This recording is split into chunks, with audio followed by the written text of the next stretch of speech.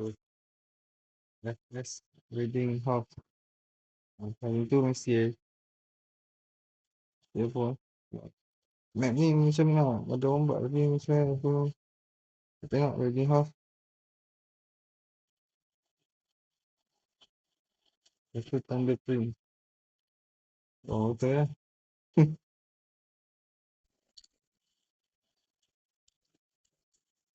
Ini, cikgu,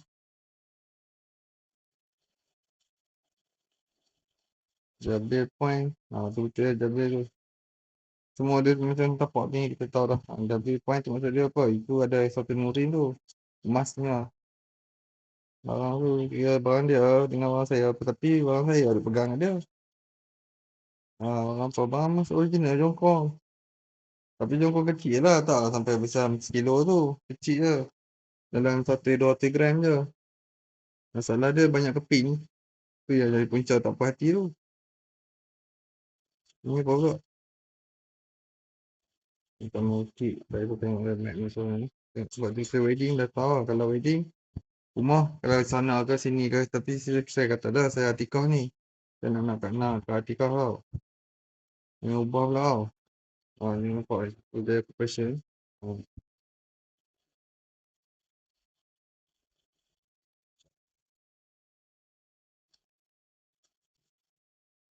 ni ada dua ke satu? Dua ni. Ya.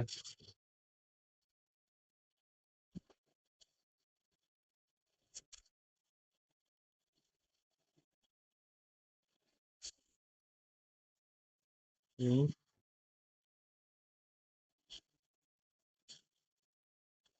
Ini berapa kan ni?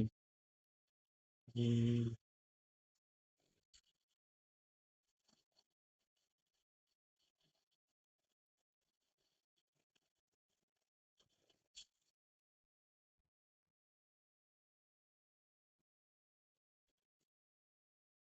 Hmm.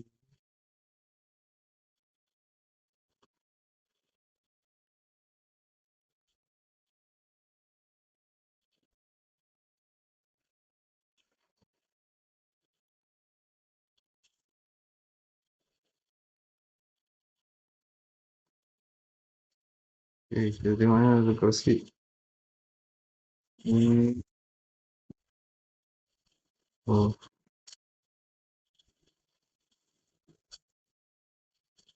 Sampai kemuning kat mana tau? Dekat surau ni. Ni bilik surau ni pun sama kot. Ada satu taman tu. Pemilihan tu.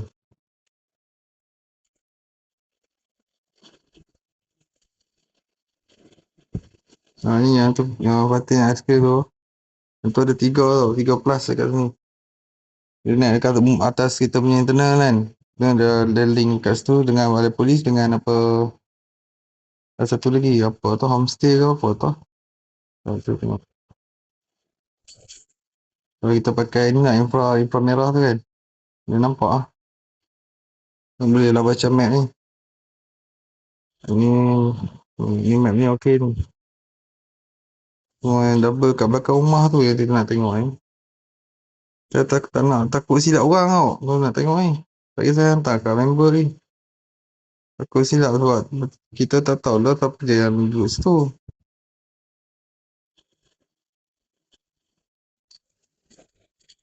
Tapi hari tu saya check ada nama Wan. Wan Belida kot.